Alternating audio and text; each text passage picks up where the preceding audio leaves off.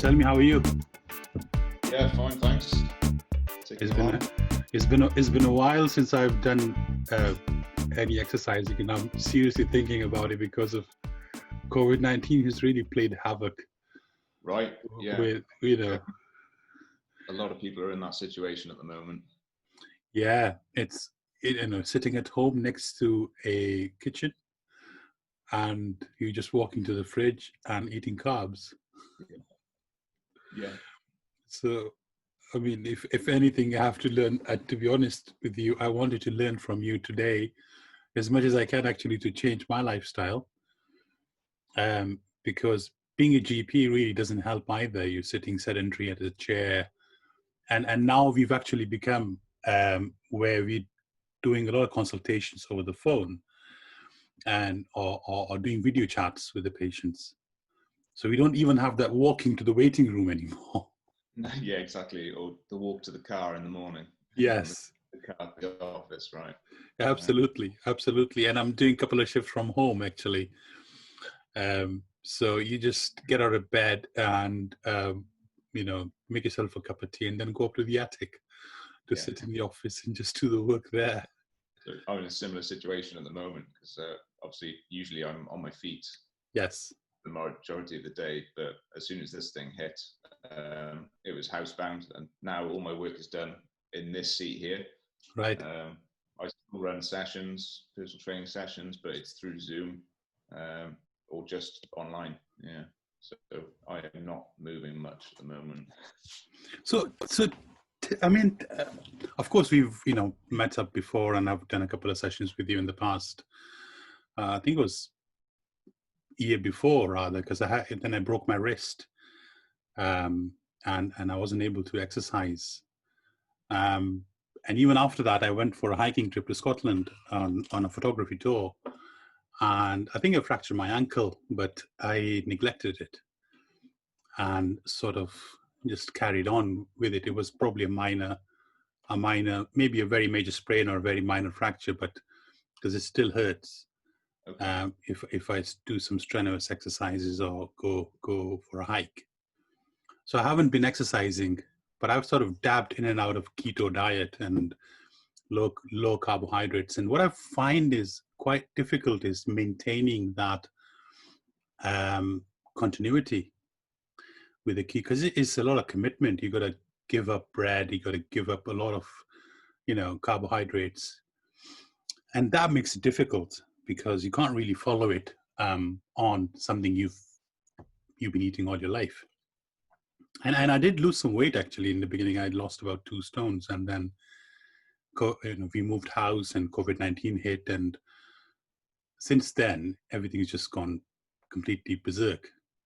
So I wanted to speak, sort of take the opportunity today and speak to you. I mean, tell us, what made you interested in healthcare first? I mean, what sort of motivated you to become a fitness guru?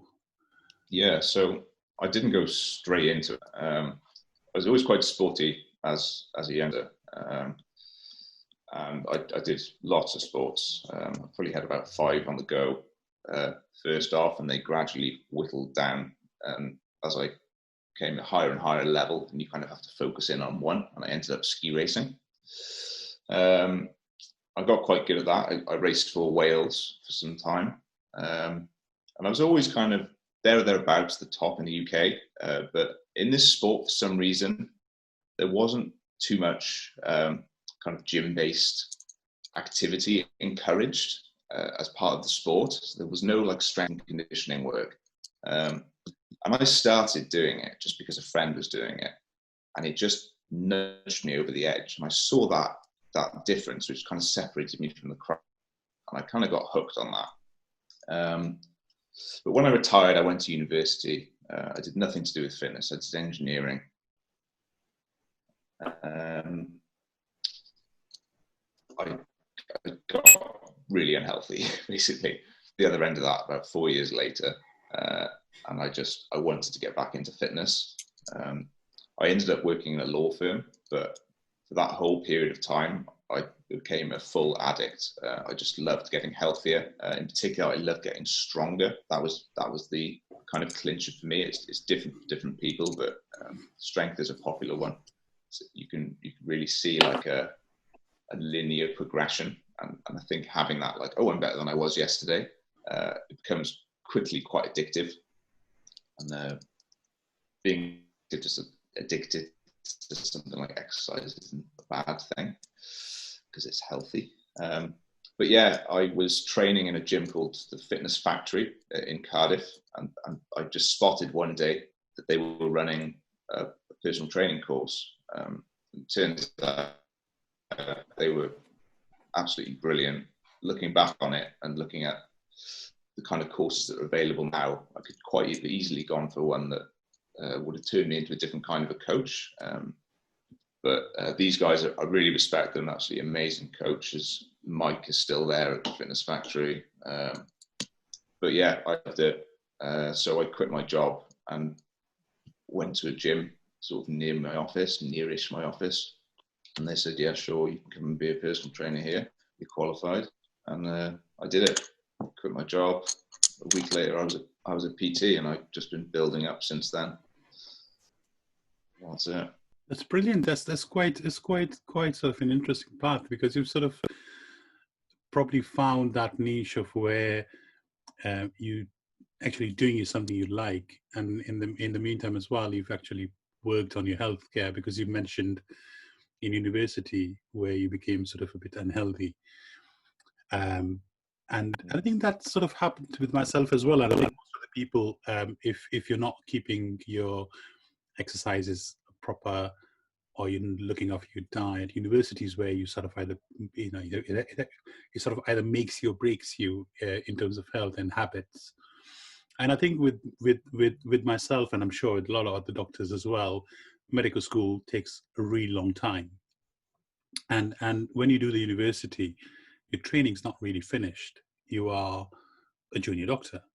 So you have to then progress and either come to a stage of consultant, which takes another 7, 8, 9, 10 years in some instances, or even if you want to train as a GP, it takes a long time. And so that process of exams and studying, all of that sort of really affects it. And it's just fitting the exercise and finding the motivation after a tired day into it. I mean, how do you manage that? How do you manage sort of the motivation of actually getting up and wanting to get better? When you've had a tiring day, for example, and at an office for 8 hours or 9 hours or even longer sometimes. Yeah, it is difficult, isn't it? And I often think, especially with people in careers like doctors, like there's so much learning. And by definition, you people are bright people. There's this divide between like your brain and your body. Like you're constantly learning and filling your brain with information, so much so that your body kind of gets neglected. But I think more and more people are realizing that these two sides of the coin are connected intrinsically. So I think it's about realizing what you can invest and what you can get back off that investment. It is difficult, and I used to work in an office. Yeah, it was 9 to 5, and I'd go and train afterwards. I know that's it's not quite the same as a 14-hour shift or whatever. But I don't know. It's about building a habit, and at that point I had built that habit, right? So building it from the ground up is difficult whilst you're in the middle of it, but you just kind of have to force yourself to do it.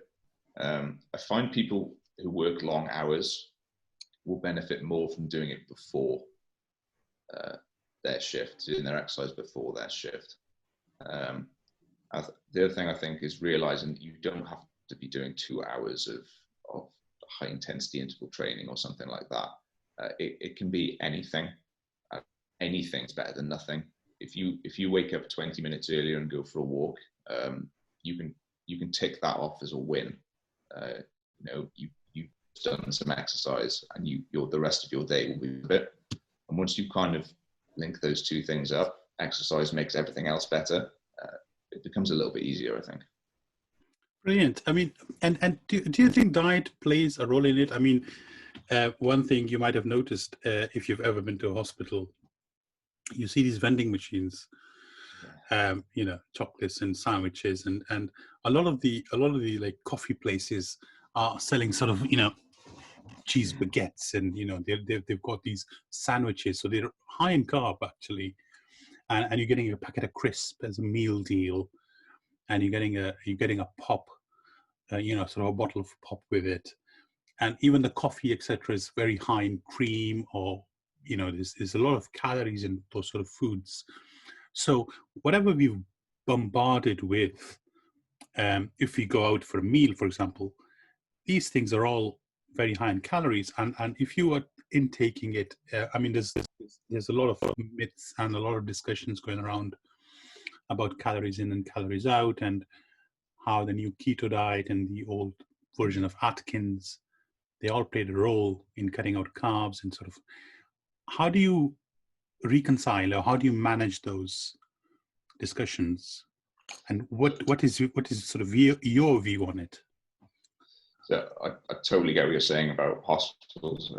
I've been in a few, and it is every corner you turn around. There's like a duo or trio of vending machines, and it's never selling beetroots.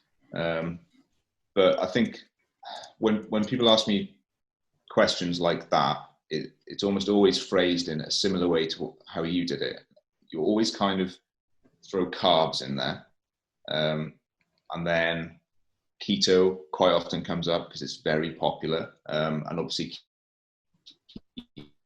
keto demonizes carbohydrate. But the other thing you mentioned was calories, and that's the thing I try and get people to really latch onto, because if you are solely looking at weight loss or improving your body's composition, calories from a nutrition perspective is the thing you should be looking at. And I don't think it's very helpful to blame one macronutrient, because you could lose weight on crisps.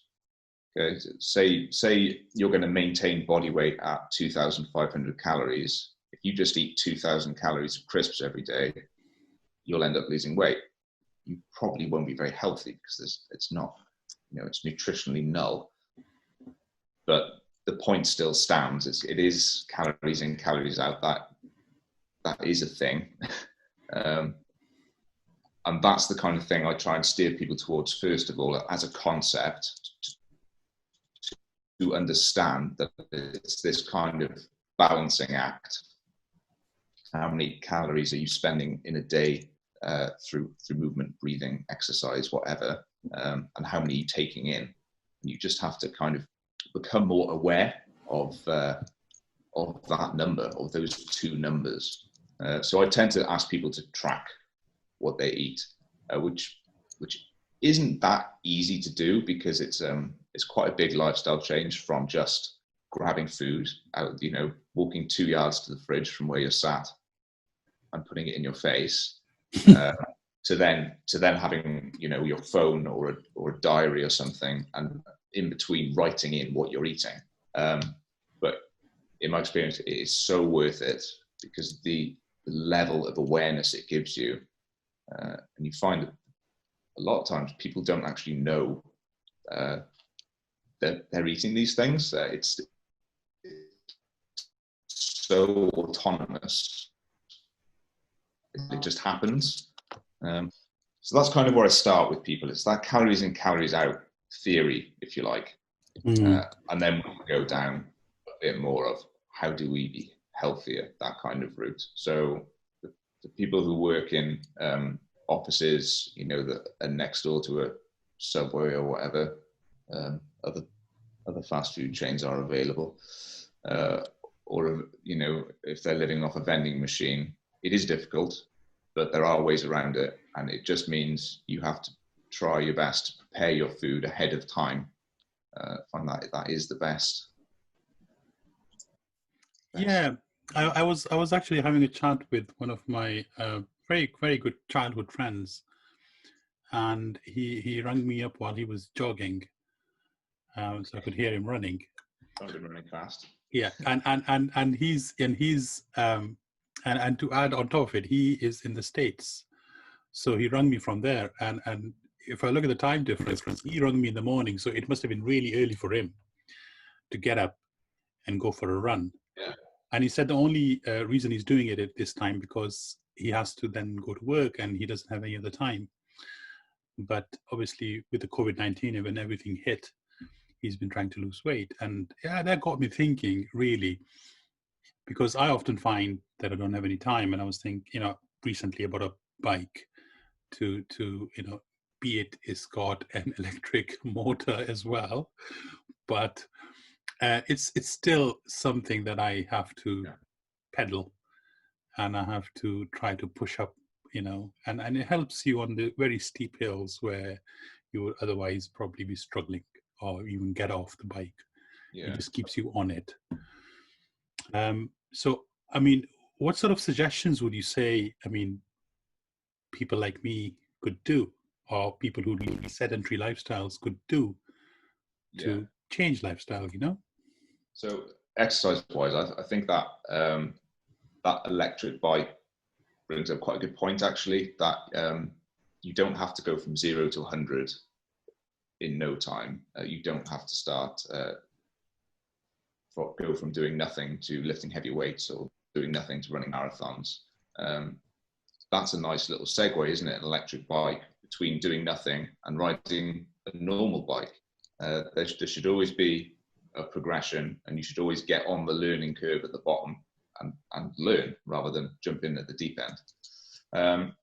So when someone's doing nothing, the go-to exercise that I always suggest is walking. And I've said it already today, even. So you have to find something you'll do every day, and walking is an easy one. But yeah, out for a 10-minute walk, and then next week it's a 20-minute walk. So there's that progression, build it up to an hour. It does sound like hard work, but I promise you'll enjoy it, unless it's raining, but your life will improve.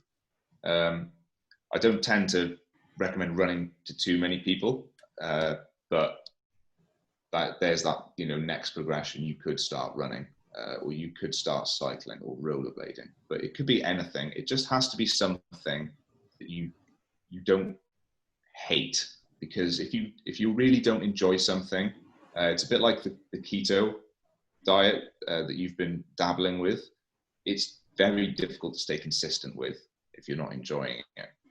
Sounds like you enjoy carbohydrates, so when you cut them out, it's very difficult for you to stick with that thing. But most people can get on board with a walk or a bike. It tends to be nice. Obviously, at the moment, gym-based activity isn't possible. Hopefully, it'll make a comeback in the next couple of weeks. But that is another nice sort of progression from going from a walk with lots of different equipment. You can even go for a walk in the gym on a treadmill. But what I do is coach people to lift weights. That's predominantly what I do. You'll have found that out yourself a couple of years ago.